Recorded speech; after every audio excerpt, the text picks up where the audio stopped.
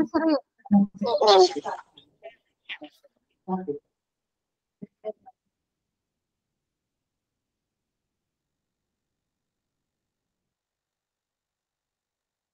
Bu Sri sudah mati meyananya. Ya. Ya, Ibu. Aku matikan dulu di room besar anu kok dia sempat cantik lagi. Ya oke Bu Ermayani kita mulai ya. Silakan, saya sudah rekam Bu Nis. Ya oke. Assalamualaikum Ibu Erma. Waalaikumsalam Ibu Niswa. Apa kabarnya pagi ini Bu Herma? Alhamdulillah. Sore ini? Iya, alhamdulillah sehat Ibu. Iya, baik Ibu Erma. Jadi pada kesempatan ini kita melakukan coaching ya. Nah, apa yang ingin Ibu Erma sampaikan di sini? Ini terkait keresahan di sekolah ya Bu. Yang pertama, bagaimana di sekolah saya ini kan awal pembelajaran kenaikan kelas, dimana kadang ini kan belum efektif ya sekolah, cuman kadang pada saat anak itu mulai masuk atau masuk sekolah atau kenaikan kelas, kan bisa dulu beradaptasi dulu dengan kelasnya ya. Apalagi saya kan kelas 3 yang dari kelas 2, di mana anak-anak itu biasa terkadang ada yang istilahnya masih apa ya, pembawaan anak-anaknya masih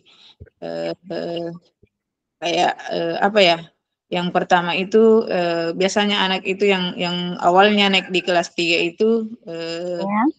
dia istilahnya dia kurang mampu membaca. Kayak itu Ibu, keresahan saya ketika anak itu naik di kelas 3, biasa ada yang belum bisa membaca sama sekali atau mengeja sama sekali. Itu yang menjadi ya. Ya, jadi permasalahan yang Ibu Erma hadapi sekarang ini adalah masalah pada saat anak peserta didik baru Ibu ya yang sudah naik kelas 3 ini Ibu mengalami kesulitan tentang siswa Ibu yang mengalami kesulitan membaca ya Ibu, tentang pemahamannya atau tingkat pengetahuannya dalam pembelajarannya. Nah, idealnya Ibu kalau kita sebagai guru kelas apa sih yang kira-kira menjadi kendala peserta didik? Gambaran Ibu itu apa sih kira-kira yang menjadi kendala peserta didik Ibu Ermayani itu mengalami kesulitan dalam membaca? Ya, pertama itu ketika saya mengidentifikasi ya, karena awalnya itu kita harus tahu dulu bagaimana individu anak tersebut, apakah anak ini memang betul-betul bisa diarahkan dengan baik atau tidak. Lalu kemudian kadang yang menjadi kesulitan anak itu membaca pada saat di sekolah kan waktunya itu terbatas ya Bu. Ya. Dalam jam pelajaran itu terbatas. Kemudian yang menjadi mungkin yang paling menjadi kesulitan dalam membaca anak tersebut yaitu di rumah, karena terkadang anak itu tidak diajari di rumah. Kadang saya bertanya kepada siswa tersebut, bagaimana di rumah, apakah diajari oleh orang tuanya atau tidak? Terkadang anak itu bilang, tidak Ibu, kita biasanya belajar sendiri atau belajar mandiri. Ketika ada PR yang dikasih Ibu, cuman itu yang dipelajari. Nah, dari itu saya sering apa ya, kayak selalu bertanya kepada siswa tersebut dan juga berkoordinasi dengan orang tuanya. Persoalan anaknya yang terkendala di soal membaca, begitu Ibu. Iya. Jadi Ibu Ermayani sudah memberikan gambaran tadi ya seperti apa yang harus gambaran kenapa anak ini peserta didik Ibu ini mengalami kesulitan-kesulitan berdasarkan apa yang Ibu tadi bilang bahwa adanya kendala dari bimbingan orang tuanya di rumah. Nah, yang seperti apa kalau misalnya Ibu ingin menyelesaikan atau melakukan sesuatu terhadap peserta didik anak Ibu, peserta didik Ibu Erma, seharusnya seperti apa yang dilakukan oleh orang tuanya? Apa yang sebenarnya yang harus disampaikan ke orang tuanya agar bisa membantu anaknya ini bisa lebih efektif belajar kembali di rumahnya agar bisa membaca dengan baik dan benar. Kira-kira seperti apa yang Ibu akan lakukan terhadap komunikasi orang tuanya di rumah? Yang pertama itu saya mungkin berkoordinasi ya. Yang pertama saya lakukan itu membuat grup kelas. Bagaimana koordinasi dengan orang tua murid tentang bagaimana mengajari anak di rumah, karena kalau di sekolah itu terbatas. Saya berikan pemahaman seperti itu. Kemudian yang kedua itu saya fokuskan, artinya saya bukan ke grup, tapi saya chat pribadi orang tuanya yang kurang mampu ya, karena kalau di grup itu kan kayak orang tua siswa semua tahu bahwa oh ini anaknya ini tidak pintar baca. Jadi yang saya lakukan sebelumnya itu saya chat pribadi orang tuanya agar supaya saya dibantu dalam hal memberikan pemahaman kepada anak untuk selalu belajar mengeja, selalu belajar membaca. Jadi yang saya lakukan di sekolah seperti itu, Bu. Iya, dari langkah-langkah yang Ibu sebutkan tadi, apakah saya ingin meminta sebuah tanggapan dari Ibu, misalnya nih kita gambarkan bahwa keberhasilannya itu seperti apa ya. Nah, dari skala 0 sampai 10 kira-kira strategi yang akan Ibu lakukan itu akan mencapai di angka maksimal yang di angka mana ya? Yang Ibu sudah lakukan. Kalau soal mulai dari angka 1 sampai 10 mungkin ini kan awal yang saya lakukan dulu ya Bu, yang mungkin sampai 8 ya. 8 cara saya mengatasi persoalan seperti ini, di mana ini tergantung dari anaknya sendiri, bagaimana anak itu mau belajar, bagaimana anak itu mau berubah. Karena untuk merubah karakter anak tersebut itu tidak segampang itu untuk merubahnya. Olehnya itu saya berusaha keras kepada orang tua murid bahwa kita guru butuh bantuan dari orang tua murid. Nah, karena itu tadi waktu yang terbatas di sekolah dalam hal mengajarnya, seperti itu, Ibu. Iya, betul, Ibu.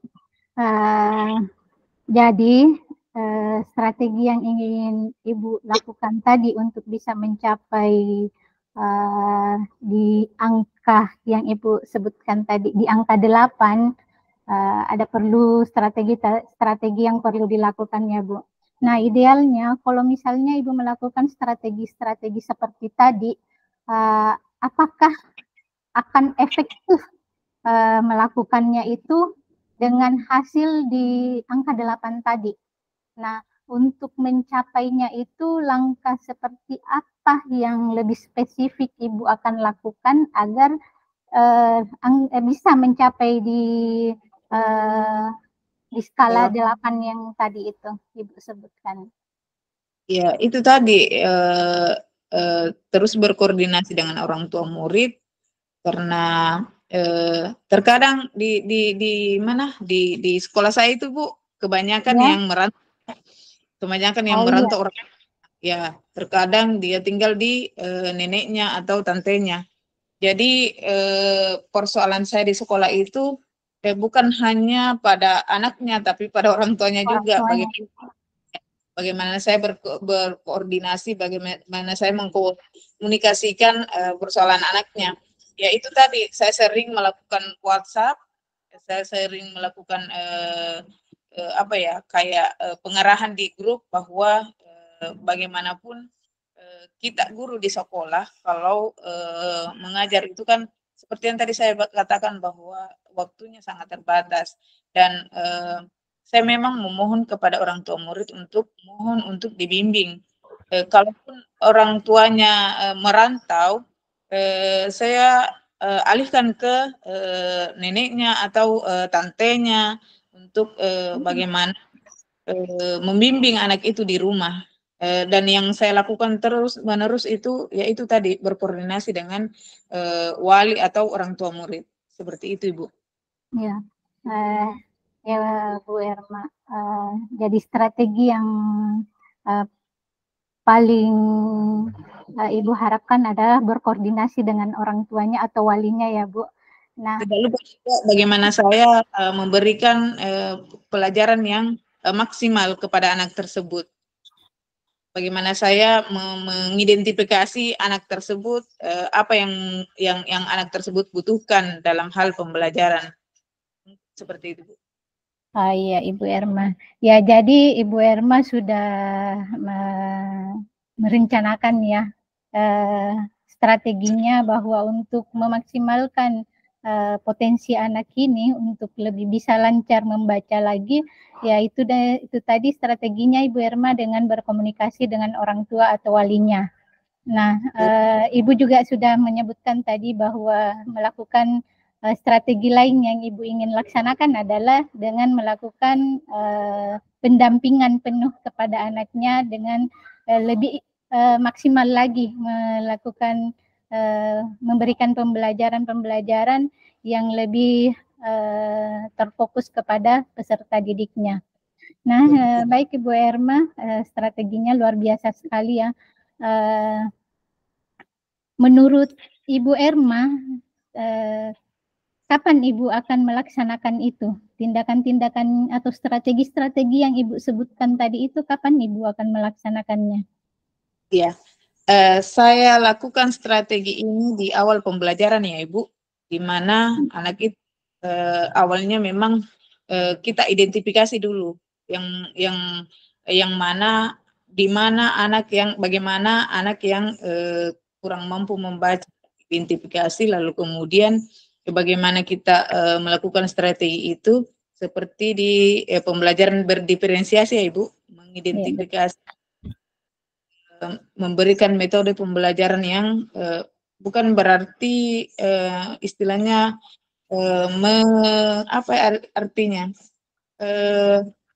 istilahnya membimbing anak secara khusus ya, seperti strategi saya. Bagaimana strategi saya yaitu tadi yang saya koordinasi dengan orang tua murid dan saya memberikan bimbingan kepada anak tersebut dengan secara khusus. Itu seperti itu, Bu. Iya. Iya, Ibu Erma. Jadi Ibu Erma sudah tadi merencanakan strategi-strategi yang akan dilakukan. Kemudian Ibu Ermayani sudah merencanakan juga waktu yang tepat untuk melakukan strategi-strategi Ibu tadi yang Ibu sebutkan. Nah, menurut Ibu,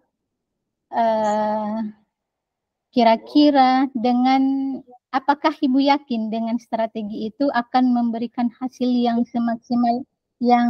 maksimal dan apa rencana Ibu ke depannya agar strategi-strategi ini bisa lebih konsisten untuk dilaksanakan? Ya, rencana selanjutnya yaitu bagaimana strategi saya kembangkan, mungkin dengan melalui metode pembelajaran yang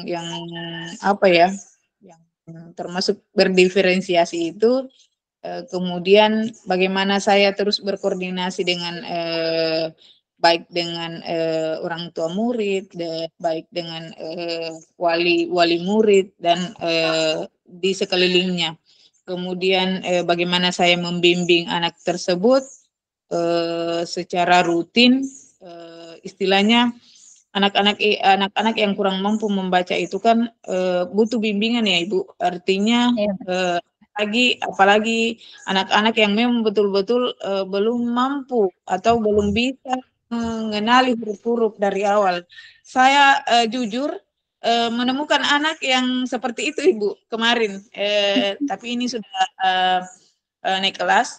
Awalnya itu memang susah sekali untuk diajari, susah sekali untuk diberikan pemahaman soal pembelajaran karena anak tersebut itu kurang fokus. Bukan berarti anak itu apa ya, kayak berkebutuhan khusus, tidak. Anak itu aktif, anak itu cuman dalam hal membaca memang kurang. Kalau persoalan kayak olahraga, anak itu apa ya, aktif, cuman dalam persoalan membacanya saja yang kurang. Harapan saya ke depan untuk meningkatkan potensi apa yang menjadi strategi saya itu tadi tetap terus melakukan koordinasi, tetap terus membimbing anak tersebut secara khusus. Itu seperti itu, Bu. Iya, ya Ibu Irma. Jadi karena waktu kita sangat singkat ya untuk melakukan percakapan ini, kira-kira dari awal yang Ibu sebutkan dari masalahnya tadi tentang didiknya yang tidak bisa membaca dari sejak naik kelas, tidak sama sekali, tidak tahu membaca sama sekali. Nah, Ibu juga sudah mengungkapkan bagaimana seharusnya yang Ibu ia lakukan adalah untuk berkomunikasi dengan orang tuanya dan melakukan strategi-strategi yang tepat untuk melakukan pendekatan terhadap peserta didik Ibu Irma. Nah, Ibu Irma juga sudah mengalokasikan waktunya seperti apa rencana Ibu ke depannya.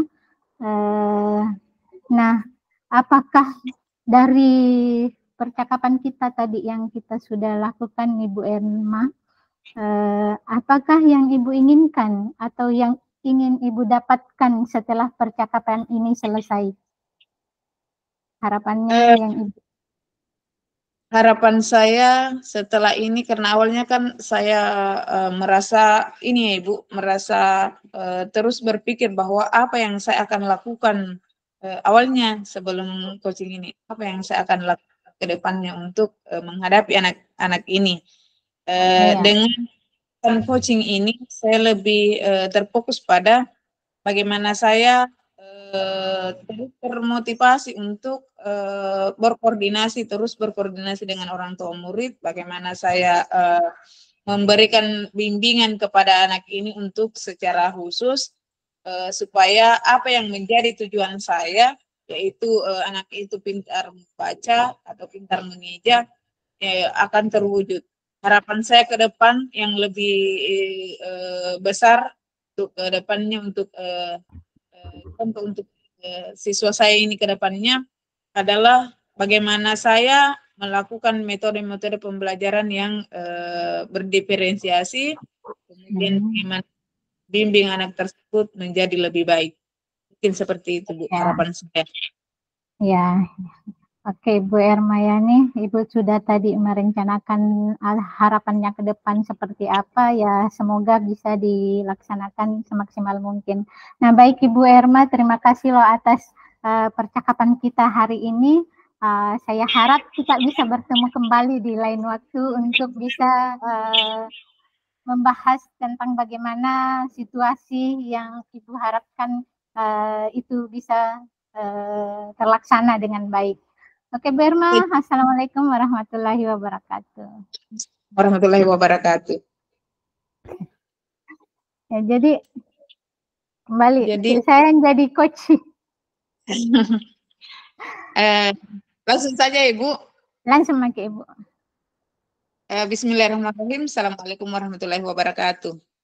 Waalaikumsalam warahmatullahi wabarakatuh.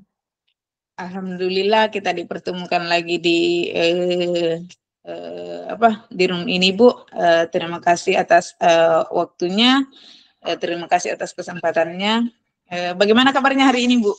Sama-sama Ibu. Alhamdulillah Ibu. Alhamdulillah sehat walafiat. Bagaimana dengan Ibu? Alhamdulillah sehat juga Ibu. Bagaimana di sekolah sudah untuk mengajar Ibu? Ya, alhamdulillah sudah aktif sejak pagi tadi, Ibu sudah aktif kegiatannya di sekolah, cuma belum aktif untuk mengajar ya.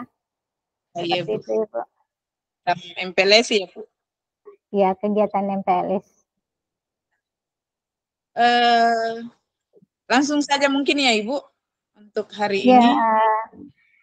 jadi gini Bu, kebetulan ada suatu kendala yang saya hadapi, yaitu pada saat saya melaksanakan pendidikan PGP ini dengan tupoksi kita sebagai guru di sekolah tentunya. Nah, di situ agak kebingungan dan merasa ada hal-hal yang membuat saya tidak nyaman pada saat menjalani kedua tugas ini, baik sebagai seorang PGP yang melaksanakan pendidikan secara daring maupun sebagai tupoksi saya sebagai guru di sekolah. Jadi saya sepertinya ada hal-hal yang membuat saya merasa was-was.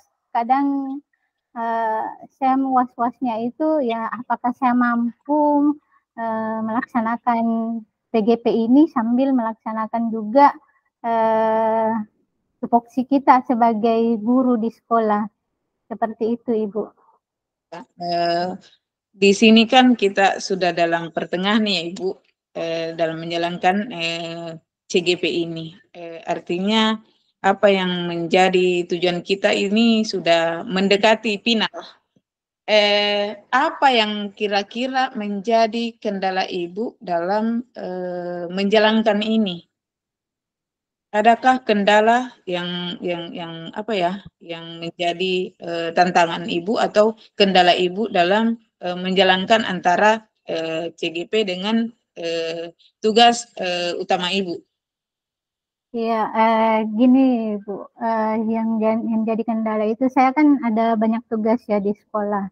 Selain mengajar, kebetulan saya juga sebagai penyusun dan dalam pelaporan dana BOS. Selain itu, saya juga harus menjadi ketua kombel yang tentunya harus mendorong guru-guru di sekolah dalam bagaimana menyusun pembelajaran yang baik. Tentunya itu praktik baik juga yang harus saya lakukan sebagai tugas saya sebagai ketua kombel yang menggerakkan. Di sisi lain juga saya harus melaksanakan tugas saya nih di kelas, tugas pokoknya yang tugas pokoknya guru yang benar-benar harus tertuju pada muridnya. Nah, di sisi lain juga ada banyak tugas yang saya harus selesaikan di dalam pendidikan PGP ini. Nah, itu yang kadang-kadang menjadi masalah buat saya pada saat tugasnya sudah duda, tugas lain juga menanti, terus tugas-tugas seperti pelaporan dana BOS itu kan banyak sekali ya Bu. Kadang-kadang kita harus tiba-tiba dimintai laporan. Saat itu juga saya harus juga melaksanakannya. Sementara masih ada tugas PGP ini yang belum selesai. Nah, di situ tuh kendalanya Ibu yang saya rasakan. Luar biasa Ibu, tugas Ibu baik itu di sekolah, bagaimanapun apa yang menjadi tugas kita di keseharian itu kita harus bisa memang mengatur waktu. Nah, bagaimana kira-kira Ibu mengatur waktu antara menjadi seorang guru di kelas? Ibu kan guru kelas ya? Benar Ibu. Menjadi guru kelas, juga menjadi bendahara BOS, lalu kemudian dihadapkan lagi di tugas CGP ini. Bagaimana kira-kira Ibu mengatur waktunya? Karena saya perkirakan pasti ini sangat sibuk sekali, di mana kita ini sudah mau mulai efektif dalam pengajaran di sekolah. Bagaimana mengatur waktunya itu Ibu? Ya, itu juga sih yang menjadi kendala, tapi ada hal-hal yang mungkin kalau itu sudah misalnya tugas bos ini dimintai sekarang laporannya. Mungkin saat itu saya harus melaporkan cepat laporan tersebut. Hanya itu yang bisa saya lakukan, langsung melakukan tindakan untuk melaporkan. Nah, di sisi lain juga tugas CGP-nya itu sudah mau dudat. Nah, mungkin saya kondisikan saja ya, yang mana lebih yang dipentingkan dulu, ataukah lebih deadline dulu, mungkin hanya itu yang bisa dilakukan, ya itu tadi, saya dahulukan dulu yang deadline-nya untuk saya kerjakan supaya tidak terkendala juga dengan tugas-tugas lainnya. Nah, cuma kadang-kadang itu saja yang membuat saya kadang pusing sendiri ya, Bu. Kadang saya pusing sendiri bagaimana sih cara mengatur jadwalnya ini supaya tidak bentrok atau sudah tidak mengganggu dengan tugas saya sebagai pelapor dana BOS maupun sebagai PGP.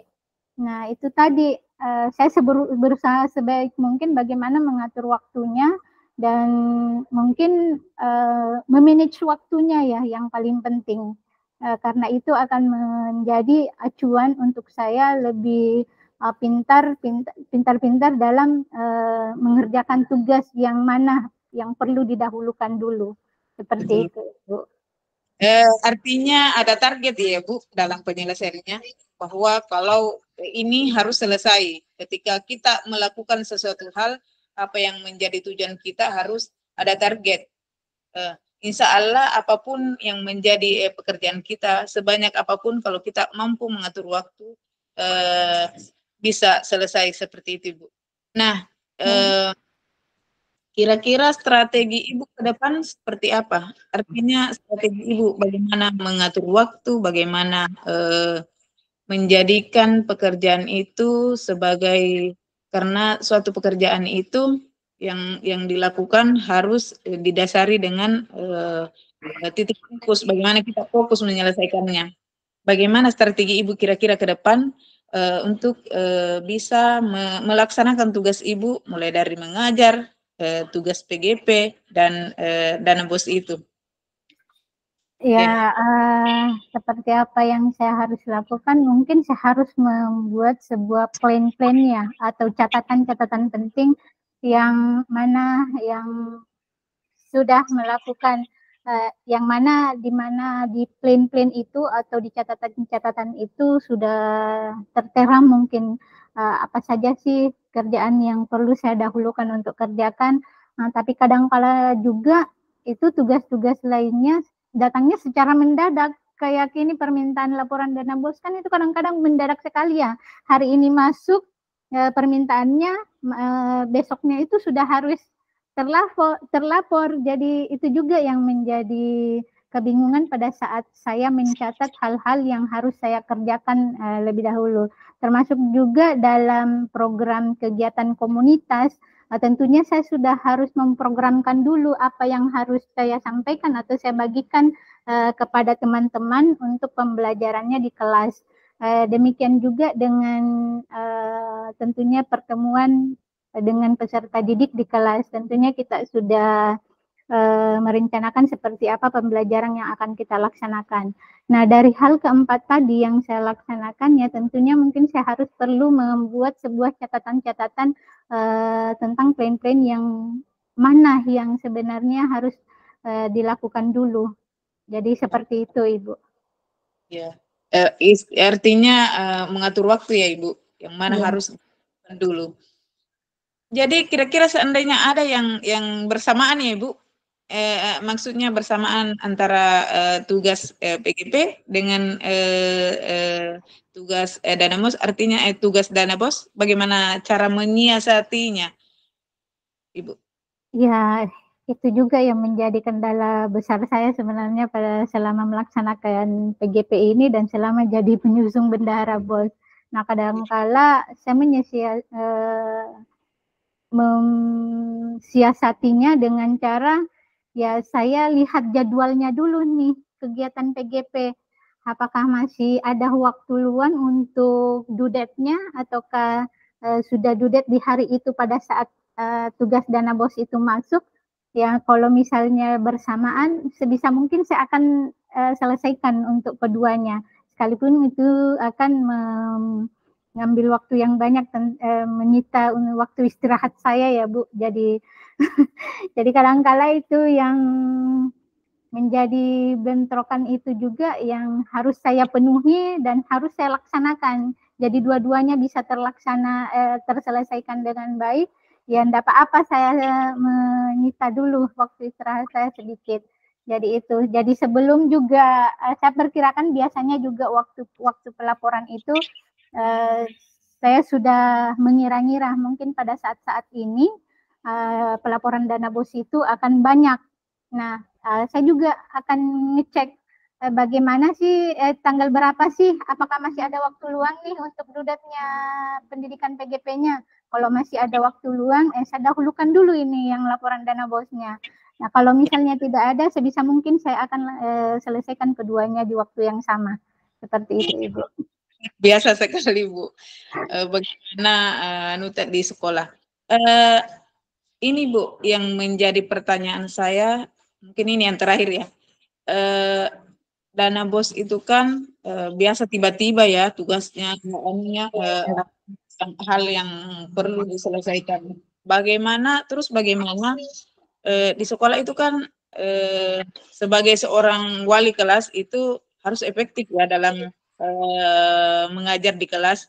Bagaimana jika seandainya tugas dana BOS itu yang perlu diselesaikan pada hari itu, bagaimana cara Ibu dalam menangani hal tersebut sehingga tidak anak-anak tidak istilahnya tugas utama Ibu tidak terbengkalai dengan tugas dana BOS ini di kelas. Bagaimana Ibu? Iya, jadi kalau misalnya tugas itu juga berbentrokan dengan waktu saya mengajar atau pada saat permintaan itu kan permintaan dana BOS bisa sampai sore ya Bu. Jadi saya berusaha untuk mengajar dulu sebisa mungkin, saya harus mengajar dulu, memberikan pembelajaran kepada peserta didik, barulah pada saat selesai pembelajaran itu baru saya lanjut kerjakan dana BOS-nya. Itu kan juga biasanya ada beberapa jam waktunya untuk bisanya kadangkala laporan BOS itu bisa dikirim dengan lewat online-nya. Jadi sebisa mungkin saya berusaha untuk tidak mengganggu proses pembelajaran di kelas dan saya mengerjakannya setelah pembelajaran selesai. Baik itu mungkin ada waktu luang di kantor ataupun saya mengerjakannya setelah pulang dari sekolah atau saya mengerjakannya di rumah. Nah, seperti itu, Ibu. Iya, mungkin yang terakhir kali ini, Bu ya. Ya, apa harapan Ibu ke depan supaya atau apa ya? Harapan Ibu ke depan supaya semua pekerjaan yang Ibu ambil, artinya Ibu diamanahkan oleh Ibu, bagaimana cara mengatasinya? Bagaimana meningkatkan cara Ibu dalam mengatasi hal tersebut? Apa harapan Ibu ke depan? Ya, tentunya harapan saya ke depannya dalam seabrak tugas yang saya hadapi sekarang ini, yaitu tadi saya berusaha untuk bisa memanage waktu saya sebaik mungkin. Kemudian saya bisa membuat sebuah catatan-catatan penting yang mana yang seharusnya saya lebih dahulukan untuk saya kerjakan. Nah, kalaupun misalnya ada dua tugas yang harus saya selesaikan pada hari tersebut, ya saya usahakan untuk laksanakan. Tapi untuk memanage atau mengatur semua itu mungkin saya perlu melakukan catatan-catatan yang bisa membantu saya untuk bisa mengingatkan hal-hal tersebut, tugas-tugas tersebut. Nah, di samping itu juga mungkin saya akan meminta salah satu dukungan dari teman mungkin di sekolah untuk bisa mengingatkan kalau misalnya saya sempat lupa ada tugas PGP, karena kebetulan ada juga teman yang ikut PGP. Nah, kadang-kala kalau saya lupa, teman tersebutlah yang mengingatkan untuk mengerjakan tugas PGP itu. Jadi selain tadi membuat catatan, kemudian mengatur waktu sebaik mungkin, dan tidak menunda. Yang paling utama adalah tidak menunda-nunda ya pekerjaannya, karena itu semua awal dari kacaunya pekerjaan. Jadi yang terakhir adalah meminta dukungan atau bantuan dari teman atau rekan. Seperti itu, Ibu. Luar biasa sekali, Bu, bagaimana Ibu berkontribusi di sekolah. Saya sangat termotivasi, Ibu, bagaimana Ibu menjalankan tugas antara PGP, tugas sekolah, menjadi bendahara sekolah, menjadi ketua apa lagi tadi? Kembal. Saya sangat termotivasi bahwa pekerjaan yang diamanahkan ke kita itu tidak hanya untuk diamanahkan semata, akan tetapi saya apa ya? Saya berpikir bahwa luar biasa sekali ini Ibu, bisa memanage waktu, bisa mengalokasikan waktu, bagaimana dia bisa mampu melaksanakan semua secara bersamaan. Terima kasih Bu atas motivasinya. Saya juga sangat termotivasi. Terima kasih atas waktunya. Mungkin cukup ini Ibu. Ya, terima kasih kembali Ibu atas waktunya dalam coaching ini. Ya Ibu. Oke, Assalamualaikum warahmatullahi wabarakatuh. Waalaikumsalam warahmatullahi wabarakatuh. Ibu. Bagaimana ini kembali ke rumah? Kembali. Tunggu dulu Ibu, kayaknya.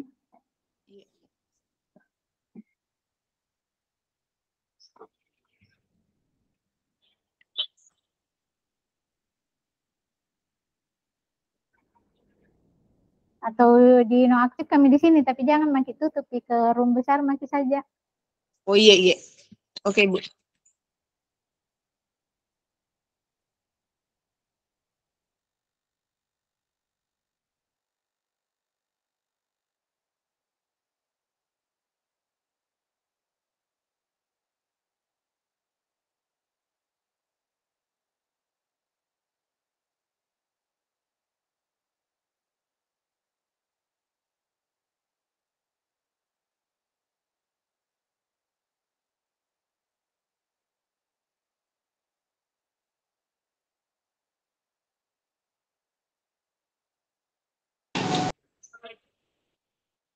Tapi Ibu, enggak bisa ke saya bergabung di room besar karena HP ku pakai. Harus dimatikan.